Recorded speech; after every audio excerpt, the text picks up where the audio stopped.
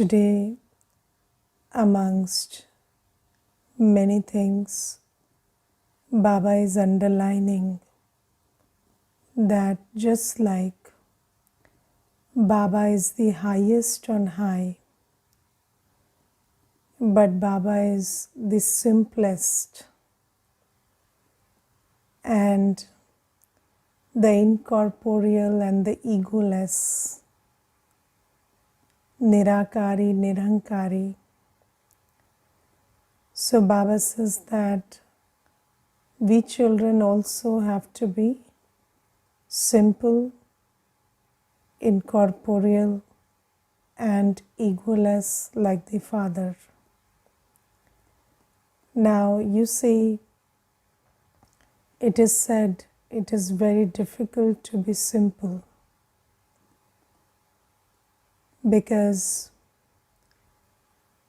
when we are body conscious, we are always trying to hide behind all the, this false appearances that we make, whether it is physical or even, when you are trying to make an impression that I am very intellectual or I am very knowledgeful.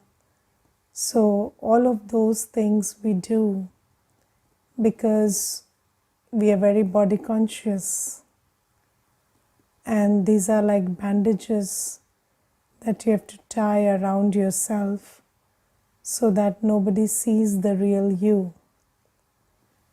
And you see, in this world we see that there are sadhus and gurus also who wear designer clothes and they adorn themselves, in a very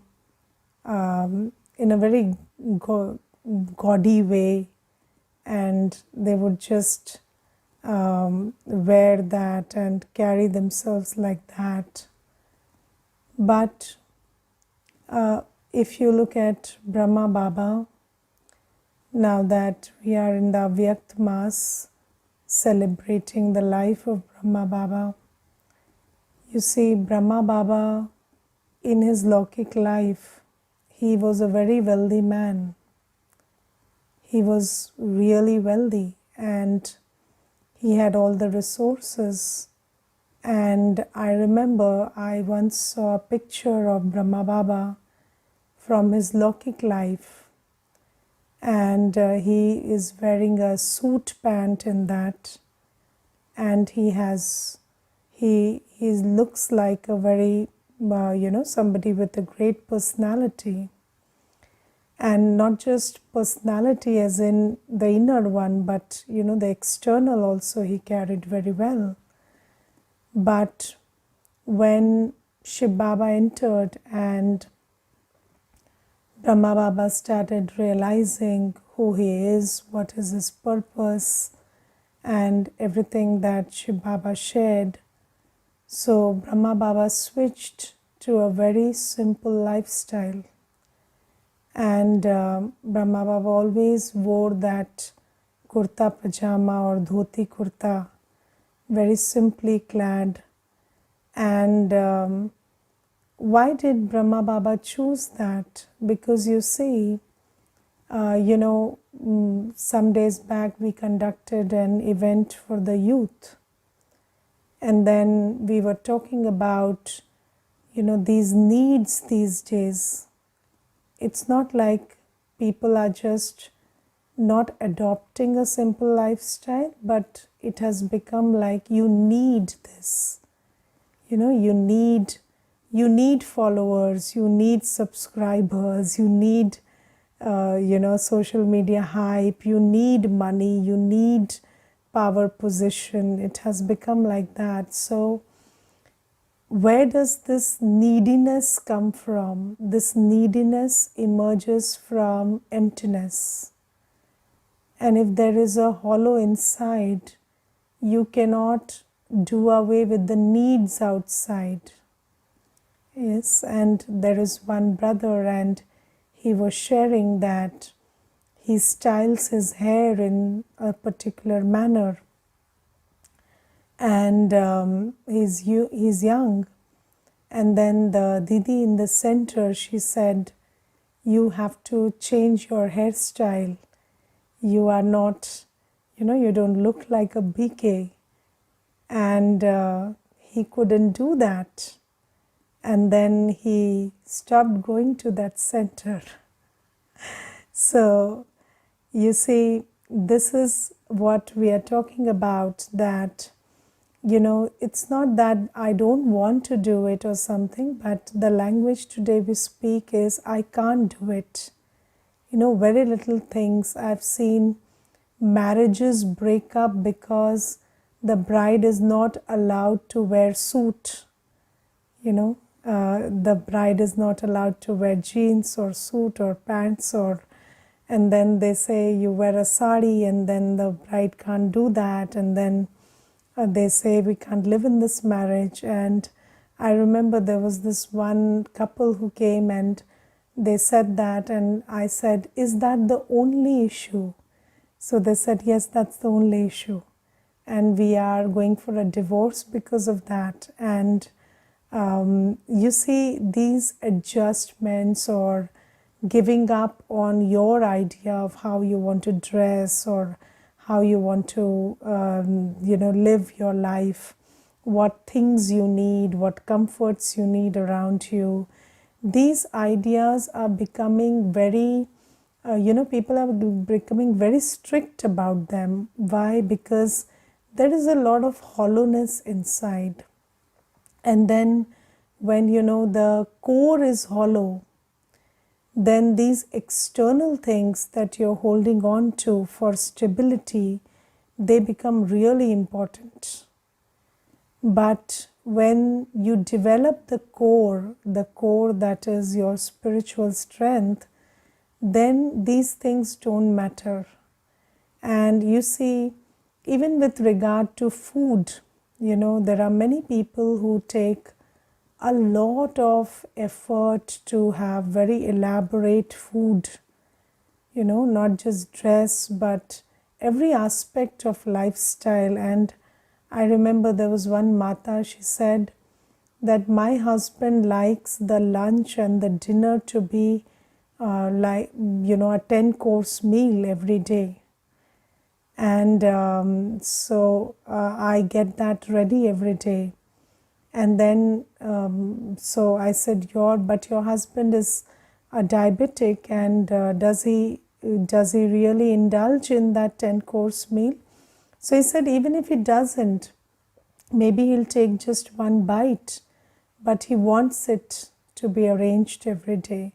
So you see, we are there is so much of wearables, and these days gadgets also, with what phone you're carrying and what stuff you're carrying and what nose pin and hairpin you're wearing. These things are also becoming very important. And I remember there was this one Mata, she was showing me her nose pin, which was not, I don't know, it was a diamond or something, and it was so tiny I couldn't even figure it out. And I said, yeah, it's nice. So then she told me, Didi, this is like a very rare diamond. And I said, oh, but it's very little, I can't even see it. So then she said, Didi, this costs so much. So I said, why didn't you wear something like bigger, and at least it would be visible? So then she said, Didi, you don't know anything about styling it. So I said, yeah, probably that's the reason. So you see, we are into so much of thinking and doing this stuff. And Baba says that just like Brahma Baba, now we need to be simple. And simplicity is very profound, and simplicity is really makes your life simple. And we cannot become great if we can't become simple, because if we cannot simplify our life in these aspects, I'm not even talking about the simplicity of thought right now. But just these physical aspects, if we can't simplify them, if you can't eat a khichdi and dahi or a salad, and if you can't simplify your life like that, then you can't focus on things that can make you great. So Baba is every day giving us the practices and giving us the methods through which we can transition from a human to an angel to a deity. But then why are we not able to take advantage of Baba's teachings and really transition into our Avyak stage? Because when our mind is preoccupied with this unnecessary stuff, then you are not able to focus, and your most prized possession is what? Your focus of attention. Because that focus of attention has the power to draw all powers and virtues and silence from Baba. But if my focus of attention is so scattered and it is going into so much of analysis of these details and this extra stuff, then how will I focus on the necessary? And I'll give you one more example. There is this one brother, and he was traveling from the US to India, and he didn't get some lunch that he had requested for, and he had paid for it and whatever. And then he just kept fretting about it and complaining, and to the person who was managing the whole thing, and he got so furious and he spoiled his whole trip because of that one thing. And then when he landed, he was in a very bad mood, and when he visited the center, all he kept talking about was how there is so much inefficiency and how people are not doing their job well and this and that. And I told him, you see, you needed a flight to fly from the US to India, and now you're here and the flight has served its purpose. And why are you so hung up on these little details that you are not able to focus on why you came to India? And then he said that I just can't get it off my mind, because you see, when you complicate everything, you pay too much attention and too much focus on these unnecessary details, then your mind is always cluttered with it. And you can't even understand that one lunch on a flight is just part of you coming from one place to another. But you have spent all that money and time and taken out this phase from your life so that you can come and do something here, and then you're not able to focus on that. So Baba says that it's very important to keep your lifestyle simple. It's very important to keep your mind simple. You should have the capacity to let go of that which is not, these minor details, they really don't matter. But if you are, there is this language that people speak today, this was unprofessional, and this was this, and this was that, and this was rude, and this was not proper and appropriate. But even if it was not, it was all of that, it was inappropriate, it was rude, or it was whatever. But you cannot spend your life thinking about what is inappropriate and what is improper. And Baba says that that's why, because we have an aim in Sangam Yuga, and it's not a small thing. People in the world, they have very limited aims. Even if somebody has an ambition, they have a very limited ambition, which just needs their time and some skill or something that they need to dedicate to it. But our aim is very unlimited, and our aim requires everything of us. Our thought, our attention, our time, our breath. It requires everything of us. And until and unless we simplify our lifestyle, simplify our thinking, we will not be able to do justice to our aim. And Baba says it's very important. And if I remember, there was this one person who once complimented that this particular brother, and that brother was staying in the center, and he just said that this brother has this beautiful quality that he's always light. I have never seen him fret about anything, and he just knows how and when to let go. And that is a quality, that is a compliment we all need.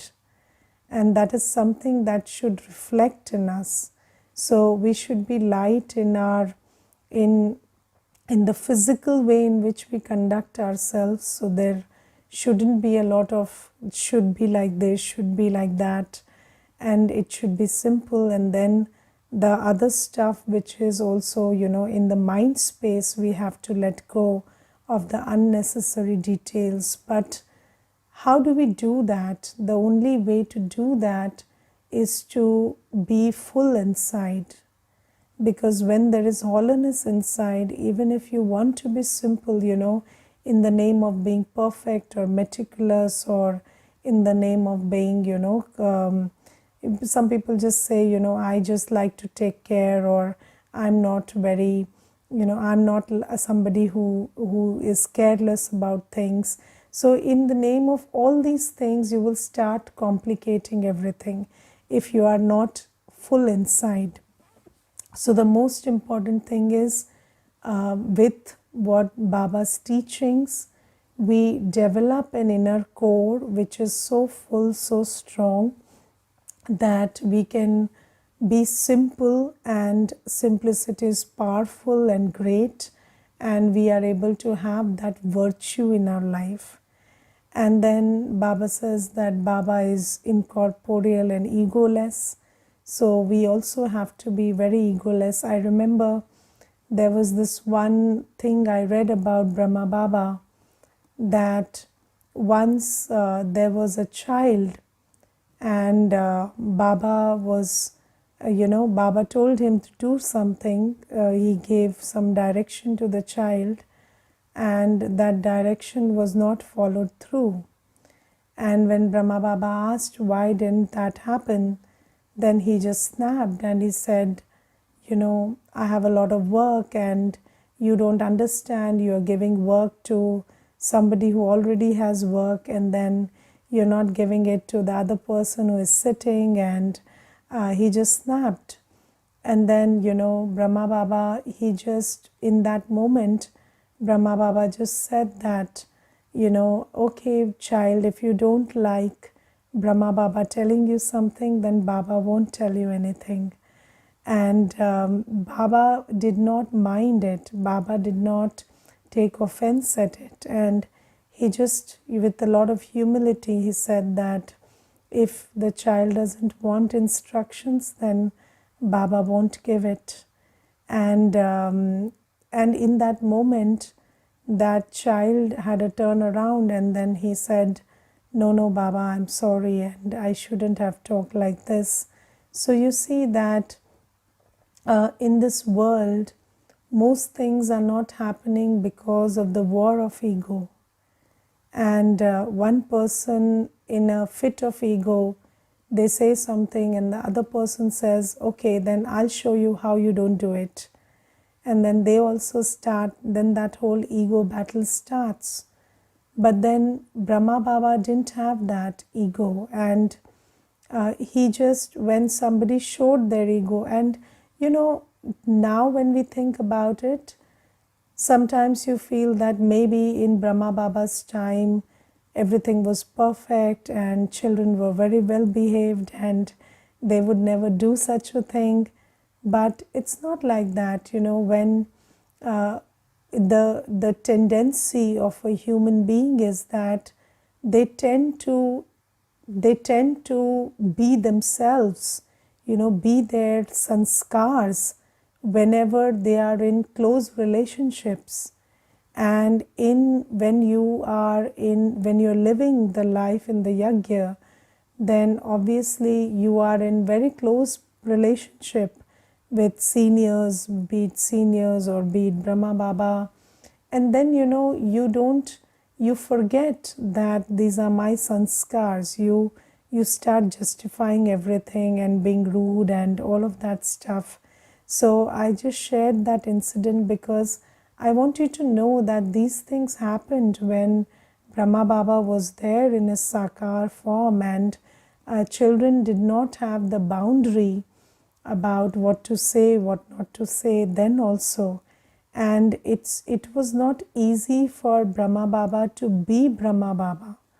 So he was Brahma Baba because he was great. So, Brahma Baba is Brahma Baba because he is great. And even in the face of somebody showing ego, Brahma Baba never went into that clash of ego.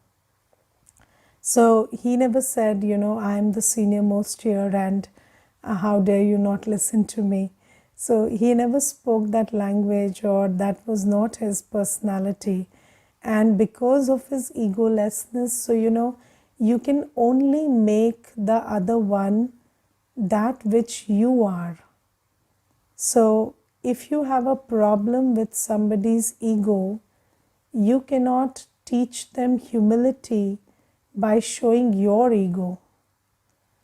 Sometimes you think that, and please double underline this, because sometimes what this is Ravan's programming, that we think that by going into a war of ego, I will be able to teach somebody humility, and but it never happens like that. You cannot be the instrument to teach that which you don't uphold. So you want somebody to be egoless, you want somebody to learn humility. The only way to teach that is by being humble yourself.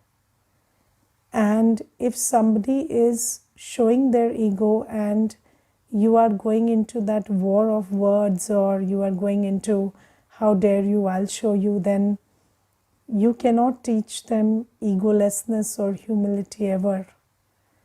And this is why, and it's not leaving an impact on somebody or inspiring and influencing somebody with your virtue is not an overnight thing. It takes time. It takes maybe, somebody will learn the lesson in 10 years, 15 years, but you have to uphold that virtue forever so that it creates an impact, however delayed or whatever.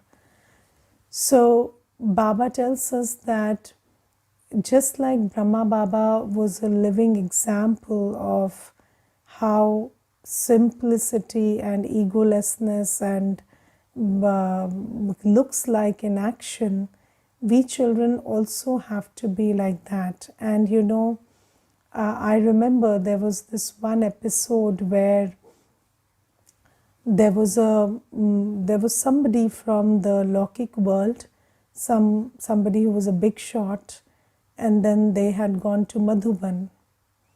And when they went to Madhuban, something happened on the gate, and at the entrance, that person was not happy with the way he was greeted. So maybe the guard didn't stand up or something like that happened, and then he got very offended. And Prakashmani Dadiji, after the Murli class, she used to be sitting in the courtyard, So she never went to her room, and it was not like somebody had to take an appointment and meet her. No, she was there in the courtyard greeting, everybody, Om Shanti. And that was Prakashmani Dadiji's way. So she would be sitting there and saying Om Shanti to everybody. Even if somebody didn't know her, she would be giving the greetings. So then Prakashmani Dadiji saw that there was something happening on the gate, and then she went and she saw and looked into the matter. And when it was revealed, that officer, he came to know that this is the chief of Brahma Kumaris, and she has just come hearing a sound, and she has come and she's apologizing and she's saying. So he was so embarrassed with his own behavior. He said, I really behaved very badly. And so he saw that these people don't have any problem with saying sorry, or these people don't have any issue with, even if they didn't make a mistake, they could say sorry. So that was humbling for him. And that brother, he then had a very good experience in Baba's home. And these are examples of how Baba and Dadi, they have been embodiments of egolessness. And Baba says, we children also have to be like that. And I remember when I came into Gyan, so Santosh Bhai was in Gyan earlier, so I asked him one question, and I said, will your Dadi, because she was his Dadi, not mine until then, so I was talking about Janki Dadiji. So I said, will your Dadi be, if she is not wearing the white clothes and she's not wearing the badge, so if somebody meets her just on the street, then will she be able to create an impact on that person? And then he said, absolutely.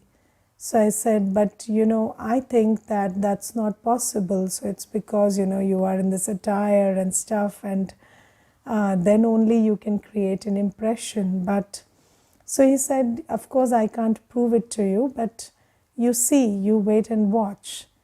And then I observed slowly, gradually, and I felt that when I met Dadi, so I was not and I did not have the sanskar of being impressed or being in awe of somebody. So I was not impressed by she being who she is, but it was pure vibrations. And it was when I met Dadi, I could feel that this is somebody, and this is somebody who is unique and pure and elevated, and you could feel it with the vibrations. And after maybe 5 years, I told him that yes, people can introduce themselves with their vibrations. They don't need this other stuff. And this is something that you need to experience. And this is something that we need to uphold, because Baba says angels will not have physical introductions. Yes, so if you are an angel, you will not be wearing a badge or a, it will not be something external that will give your introduction that you are an angel. You will be an angel because of the way you vibrate and the way you make others feel and the way you create an atmosphere. And Baba says it's very important that we start letting go of these, these crutches, these external crutches, which we are taking the help of to feed our ego and think of our greatness. And we must start focusing on developing the inner self so much that you can be an embodiment of simplicity and egolessness, And when all of this other stuff is less, then your inner being will shine. And then, that inner being will have an impact, because sometimes, these days, because, even as an organization, we are not small. So we are creating an external impact also, external personality, but we need to really introduce ourselves with our vibrations and our angelic stage. So this is something that's very important in the Murli today. And then Baba today says that you are serving Bharat and you are the ones doing true service of Bharat, true alokik service of Bharat. And the only service, the only true service, you see, these days the government is talking a lot about Swarnim Bharat. So, we are talking about the golden Bharat. But can you make Bharat golden without being pure? So, you see, it is said that no problem can ever be solved with the same consciousness with which it was created. And Bharat is in a depleted state today because of the impurity of us souls.